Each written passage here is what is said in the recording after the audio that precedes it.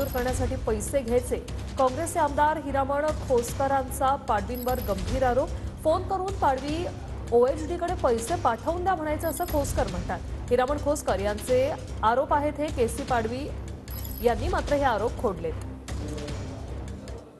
जाणार नाही, मी काँग्रेसमध्येच राहणार आहे.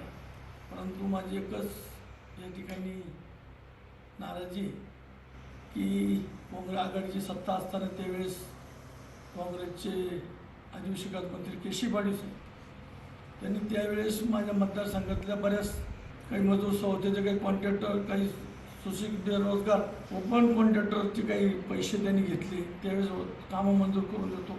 माझी विनंती का त्या केशव पाडवी साहेबांवर पक्षाने कारवाई केली पाहिजे. आश्चर्य वाटतं. आता ते प्रथम निवडून आलेले आमदार आहेत आणि प्रथम निवडून आल्यानंतर त्या आमदारांना असं म्हणजे आपण काय बोलतो आहोत, कुठल्या लेवलला बोलतो हे त्यांना कळतं की असं मला प्रश्न पडला आहे. आणि या गोष्टीचं माझ्याशी कुठलाही काडीमात्र संबंध नाही. ज्या विषयाचं मला काही घेणं देणं नाही, म्हणजे असे विषय मी कधी हँडलच केलेलं नाही. माझं